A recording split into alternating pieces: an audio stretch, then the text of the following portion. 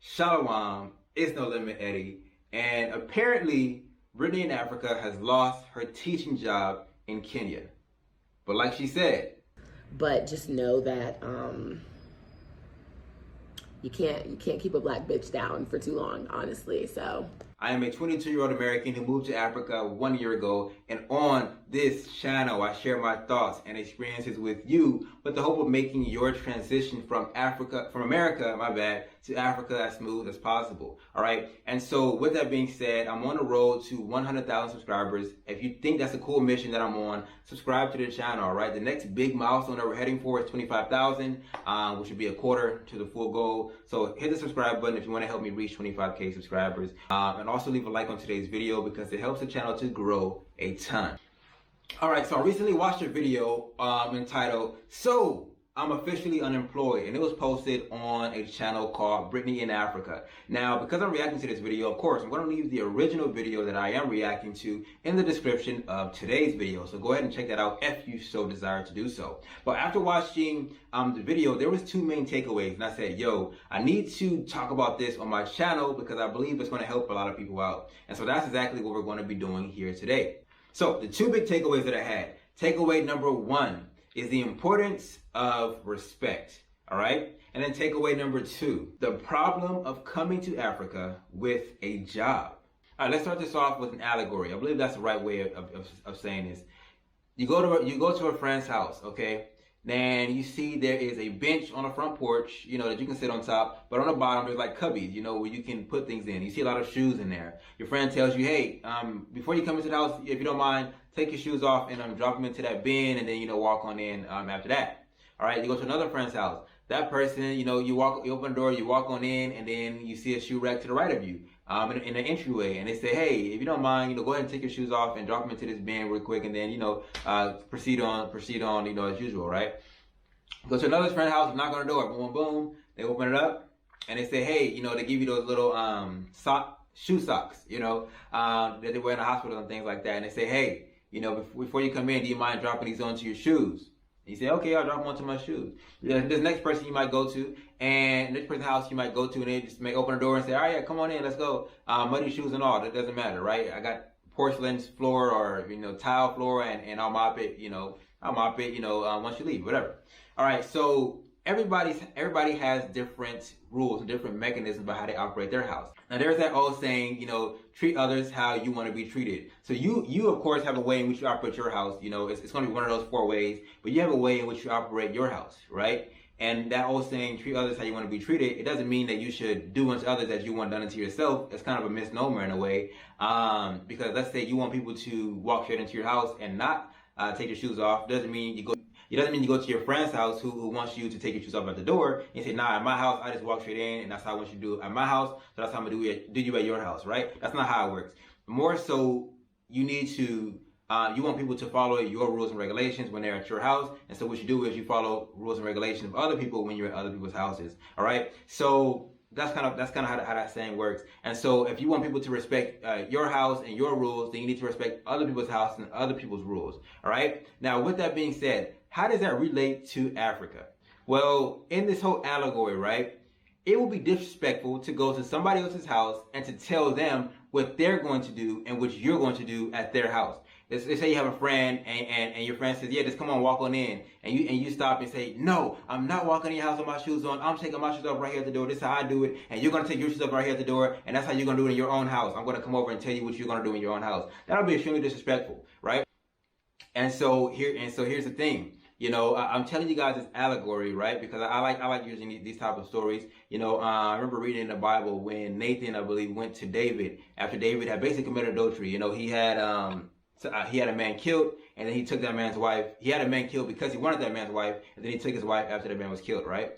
And so Nathan went up to him and said, yo, he basically gave him an allegory.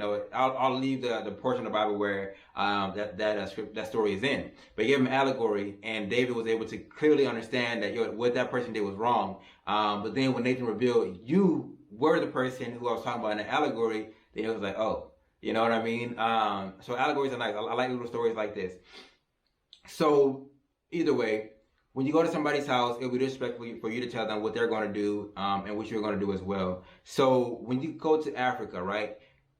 Of course, there's a belief that Africa is home, but that's a very dangerous thought and concept. You won't be in Africa very long before you realize that, oh, people said Africa was home, but in reality, I'm a foreigner, right? I'm a guest in this country, and I better act as if I'm a guest and what do you call it when you put fish into water, and acclimate to the rules and regulations of this country before I get myself into some trouble, right?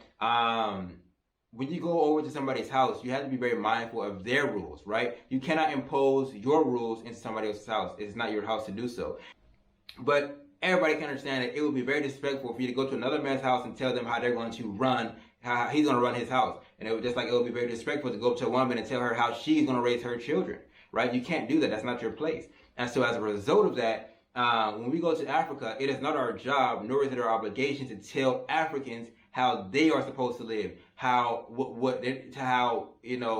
they should perceive what is righteous, how they should perceive what is good, how they should perceive what is positive, right? It's not our place to do that. We went to their home and went to their house for a reason, and as a result, we should respect the rules and regulations in which they operate in. Now, me personally, coming to Africa has taught me that in a way I have an entitled mindset. We usually associate entitlement with the Caucasian race in America. However, every American has a sense of entitlement. I remember getting mad at people when I was in Tanzania, even in Egypt, for not speaking English. Like, how do you not speak English? Like, getting mad at them for not speaking a language that's not native to their country. You know what I mean? And that type of mentality is like it's inbred in every American. And there's a sense of like, oh, okay, I gotta relax. Like I came to their country, and that you have to kind of decode and deprogram yourself from. You know what I mean? I'm gonna interrupt this video just really quick to let you guys know that this week I'm actually hosting a free training teaching you guys how I make $2,500 per month selling products I don't see or even touch, okay? And how you can do the same thing even as a complete beginner. Everybody wants to know, Eddie, how do you make money online? Eddie, how do you do this? How do you do that? Listen, I have a free training, a free webinar, which I'm going to be teaching you guys how to do this. I've already sent out a couple email blasts to my people on my email list, and so spots are actually like almost all the way filled up. There's a couple spots remaining. Well, at least at the time of recording this video, I might post the video a few days later, but hopefully there's a couple spots left that you can go ahead and jump into. Click the link in the description and register for the free training today. All right. And so sometimes we can, let me go back to the allegory, right? Let's say you're somebody who walks into your house without shoes on, or walks into your house with shoes on. Okay, walks into your house with shoes on. Now you may go to somebody's house and just start walking in, because you must remember, you might just walk straight into the house and not even recognize the shoe rack on the front porch, not recognize the shoe rack on the entryway. You may not recognize the fact that they were holding these things out to give you, right? Or there was a little basket right there to grab those things and put them onto your shoes. You may not have recognized that because of muscle memory, because of how you're used to doing things. You're used to going into your house with your shoes on, so you go to somebody else's house and you have your shoes on. You don't even pay attention to their rules and regulations because it's not common to you, it's foreign to you. And so the problem is, sometimes you can end up overstepping your boundaries accidentally. So that's why the allegory, it makes sense. Sometimes you can end up overstepping your boundaries accidentally. And so sometimes you have to go ahead and do some course corrections and things of that nature, but it requires you to be observant and to be mindful, all right? You cannot bogart your way into these African countries and say, this is how we do things, this is the right thing to do. Because that is a form of colonization. That is a form of almost hatred to the people in which you're going to go ahead and coexist with, you're going to go ahead and live with, right? And so that's something to be very mindful of, is respect, all right? All right, the second thing I want to talk about, or that was prompted in my mind when I thought about this whole Brittney in Africa video was this right here. The problem to come into Africa with a job, okay? Now, a job, there's an acronym, I guess within the entrepreneur space, of JOB, just over broke. But it's very true. A job almost gets you into a cycle, right, of repetition in which you get money, and then you spend the money, then you're ready for your next check, and then that check comes. Then you get the money, then you spend the money, then you're waiting for the next check. Yeah, no one's doing that. In Nairobi, do you feel like you overspend, underspend? Like for me, I feel like I've been overspending. A lot of the stuff around here is really expensive, and like I'm just living like I'm in America. Like I totally overspend, and I'm trying to cut back on that. Yeah. How do you feel like how much money am I really saving? None. For me, I have not saved anything since I've been here. And a job is meant to just give you like there's a master right there. He has a big block of cheese, and he just takes a little piece and drops it in, and then eat that. Let you get hungry. Let you get hungry for a little bit. Then then drop it again. And so it's a mentality that goes with jobs, is that you really never end up saving money and things of that nature. You know, how many times have you been in a position where you knew that your check was coming in tomorrow or the next day, so you spent more money than you needed to because living the local life, y'all. I'm done with the expat business now. I can't afford it anymore. I have my last paycheck coming, and you knew you had a check coming in, and so you live like that until one day that check disappears. You know, and one day that check will disappear for each and every one of us. You know, when we retire, when we get injured, or when we get fired, that check will always disappear. And so the problem is, everybody has told you that a job is a safe play, and so you believe that a job is a safe play, and then you begin to overcommit yourself to expenses that are going to, you know, rob you of your disposable income. Disposable income is very important, you know, but that's the topic. Matter of fact, when we're talking about disposable income, look, this week I'm hosting a free training, okay, where I'm going to be revealing to you guys how I make $2,500 per month selling products online that I don't see or ever even touch. All right, I'm going to show you guys how to do that for yourself, even if you are a complete beginner and are not good with technology. Now, space for this webinar is definitely limited, and again, it's happening this week. Okay, so you should go ahead and click the link in the description and try to register and try to reserve your spot. Spots, like I said, are basically filled up on the fact that I've been sending these emails out to my email list, as well as I don't know what order I'm posting these videos in, but I'm almost certain that I'll release, you know, who knows when I'll post this video. But try and try to go ahead and reserve your spot right now by clicking the link in the description and enrolling for this web class. All right, you need this information. But you know, when I tell people that I don't work a job, right? When people always ask me, what do you do in Africa? Like, what's your job? And things like that. I always tell them I don't have a job. Then like they're like, you don't have a job. Like it gets a little bit fuzzy, you know, it gets a little bit fuzzy. And then the next question they always ask is like, okay, well, how easy is it for me to get a job? You know, like I want to go to Africa, but like, how can I get a job? Where can I work? Like, who's hiring? You know, and my whole thing is, why do you want to come to Africa with a job? You know, like that's such a weak mentality. It's such a sad mentality that you want to leave America just to continue to work. So when people are like, so you in Africa, you don't work a job, and they're like, they get iffy about it. And then when I tell them like, I don't work, so I don't know who's hiring, right? And they're like, and they're starting to like you can see that they're like, this is a little bit iffy. Like, you know, how is it possible to do this? How is it possible to, you know, sustain yourself without a job?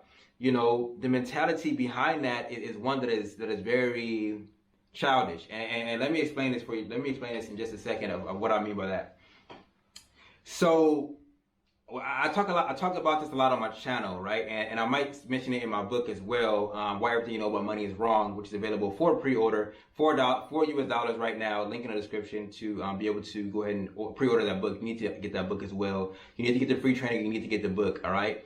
So when you come to Africa, right, you need to understand that all safety nets are gone, okay? I want you to think of Africa as like a tightrope. You're over the Grand Canyon, you're going over the Grand Canyon on a tightrope, all right? All safety nets are off. There is no EBT, there is no Section 8, there is no WIC, there is no women domestically abused women's shelters, there is no Me Too movement with the police. A lot of the safety nets that you're used to in America are gone. There is no Better Business Bureau. That's all ridded, all right? And so I need you to understand that these type of things that I'm trying to say to you is that the safety nets are gone, okay? You have to you have to understand that when you come to Africa, you're walking, like I said, you're walking a tightrope across the Grand Canyon. If you fall, it is a wrap. There's no one in that camp. There's no one in that abyss. There's no nanny that has, you know, a mansion. There is no Uncle Jerry who has a, you know, like there's nobody to get you out of that abyss. You're there, right? It's a casualty. It's a fatality, if anything. All right. And so you have to understand that you either walk this tightrope and you do not fall, or, you know, you don't walk a tightrope. That's how it is when it comes to coming to Africa. The mentality of somebody who believes that they need to work a job in order to sustain themselves is kind of, and I don't have any beef with jobs, keep that in mind, but when you come to Africa, it's not a good mentality to have. You know, I talk about this a lot on my channel, that when you come to Africa, the safety nets are off. You're coming out of the matrix. You are forced to grow up. And a lot of people have trouble in Africa. Let me tell you why they have trouble in Africa. A lot of people have trouble in Africa on the fact that they've never been a grown-up before. Eddie, what do you mean? I've been on my own since I was this age, since this year, da da da da. But have you really? All right? Have you really? This is a contrarian way of thinking. But your parents, when you're a youth, right, before you touch school age, your parents tell you what to eat, your parents tell you what to wear, your parents tell you when to go to bed, your parents do everything for you. As you begin to get older, let's just get up into school age, the school starts to tell you a lot more what to do. The school tells you what to wear. It's called a uniform. The school tells you when to go to bed. Now, how does the school tell you when to go to bed? Well, you need to wake up at 8 o'clock to catch a bus to get there at 9 o'clock, whatever. So you need to wake up at 7 so that you can do all the stuff you need to do at 8. Then you can leave the house at, right? So the school tells you when to go to bed because you need to know how many hours of sleep you need to get. The school tells you when to wake up, right? The school tells you when you can eat. It's called lunchtime. When you can play, it's called recess, right? The school begins to dictate your life. Now, the school then passes you on to another institution. It can be college or it can be prison. School to prison pipeline is very popular right now. But the school passes you then on to another institution. It could be a corporation, which is a new plantation, but it passes you on to another institution. That institution is then going to control you. I'm a big man. I got a job. Yeah, I'm on my own. Your boss tells you where you can and can't live. Your boss dictates how much you get paid. Your paychecks determine your paychecks determine the loan that you can get. The loan that you can get determines the house you can get. The house you get determines, or the amount of house you can afford determines the area in which you can live in. Your boss tells you where you can live. Your boss tells you when to wake up. Your boss tells you when to go to bed. Your boss tells you what you can and can't wear. Your boss tells you what can and cannot grow on your face. Your boss tells you who you can and can't marry. Your boss tells you a lot of things. Your boss just becomes your parent. So most people have never not had a parent, right? And this is going to be some motivation to a lot of people, but your job becomes your daddy, right? And I use the word with the D-A-D-D-Y, I think it is D-A-D, I don't know how to spell, but whatever. But I use not dad, but daddy for a reason, on the fact that I want to motivate a lot of the men who watch this channel, right? The men who are, like, oh, I want to move to Africa, or oh, I want to do this, to understand that if you are coming to Africa, with women is a different story, but and people have accused me of being a misogynist, which I would agree to. You can call me misogynist. I would agree to it. I believe that there's certain rules and regulations that men follow, rules and regulations that women follow. Right? It just is what it is. And maybe I could do a whole series about that, but that's for a different day, right? No. When you think that now, dang, your job is your daddy. I want you to think about that. Your job is your daddy, and when you start to think like that, it's going to make you very uncomfortable. Right? It's going to make you very uneasy with that feeling, and it's going to motivate you, okay? It's going to inspire you to boss up, all right? Now, no matter what, you're going to answer to somebody. Everybody answers to somebody, right? But remove the middleman, right? Right now, my inspiration, my ideas, my creativity, I pray and I send a prayer up to the Most High, and that's my boss, right? And so I have no problem submitting to the Heavenly Father, but I'm not going to submit to, CEO of so-and-so company, or boss of this person, or director of this person. No, I can, pray to the Most High, and that's kind of how I operate myself, and that's how I, progress through life. But there's a lot of people who, want to move to Africa with a job. To me, that's not a good way to do it. Okay, it's a rookie way to do it. And keep in mind, this applies not only to the physical job that you work in in the country itself. If I move to Egypt and I got a job in Egypt, or if I move to Egypt and I got a job online from the States, it's all the same thing. Working a 9-to-5 job keeps you just over broke. It gets you trained that every week I'm going to get this amount of money, so I'm going to live this amount of life. And then when that money dries up, it puts you into a bad position. Who knows what order I'm going to post this video in, but I need you to understand that when you come to Africa, guys, Think of it as you walking a tightrope on across the Grand Canyon, right? It requires absolute focus. It requires absolute dedication. It requires obsession. You have to be obsessed with making it to the other to the other end, to the other side. Because the moment you slip up, the moment you start to, I wonder what she's gonna do. I wonder what he's doing. I wonder what they're doing. I wonder how I could. That could be it. That could be a wrap. That could be your life, right? And so it requires immense focus. Okay, don't come to Africa and play around. It won't work for you. Don't come to Africa and off the spirit. My spirit told me I'm gonna move to Africa. That it won't work for you. It's a battle, and you have to be willing to accept that battle. I'm somebody who, my favorite books of the Bible, I love 1 Samuel, 1 and 2 Samuel, which I quoted. Was it in this? Yeah, I recorded in this video about the story about how Nathan went to David. I love the books where there's war involved in it. I love a battle. I love a fight. I love, I don't know. I enjoy it, right? I enjoy it. And so based off of that, you know what I mean? I get a certain amount of enthusiasm for being on a continent. I like to set bigger goals and bigger targets. You know what I mean? I got too comfortable for a while. Now, come on, I got another battle, another target to accomplish, and it's going to be a task to accomplish it, but I enjoy it. So if you're somebody who's not very motivated, if you're somebody who's lazy, if you're somebody who's not self-motivated, if you cannot, to be disciplined upon yourself, if you cannot hold yourself accountable, if you cannot put yourself around other people who will hold you accountable, it's going to be a hard road for you, a very hard road for you, but again, I believe that anybody can do this. You know what I mean? I can do all things through Him who strengthens me. Right? If you're somebody who believes in the words of the Bible, there's certain points and times in which you have to evoke Scripture, which you have to invoke Scripture into your life. And if you can learn how to do that, faith without works is dead. If you can learn how to do that, you know what I mean? Not just rattle off scriptures, but actually apply scriptures. Faith without works is dead. You have to apply the scriptures. Then you can have a really easy time here in the continent. I wouldn't say easy, but you can have a much smoother time than others, here in the continent. And it's just that's just how it is, right? Now, Brittney in Africa, if you happen to be watching this video, my camera says I've been recording for 27 minutes. I don't know if I've really been recording for 27 minutes or not. However, if you happen to be watching this video, you know what I mean? I'm interested to see the journey upon which you embark on now, you know what I mean? With the fact that you said, hey, you're going to be all in. You're going to go, get onto this YouTube grind. You're going to... I think you said, maybe start doing story times. I don't know. But, I'm excited to see, how things work out for you and things of that nature. Make sure you add the mid-roll ads into each and every one of your videos, get that extra revenue. Never make a video less than 8 minutes. Always got to get the mid-rolls. And maybe start going live too. Live streams are great, live streams are a great way to, build your fan base as well as get some extra super chats and stuff like that. But with all that being said, you know what I mean? I appreciate all you guys for watching today's video. Again, I want to teach you guys how to make money. I want to teach you guys how to sustain yourself. Eddie has not worked a job since August 11th, 2020. Yeah, August 11th, 2020. And so I want to teach you guys some of the methodologies in which you can use and apply to start making money online.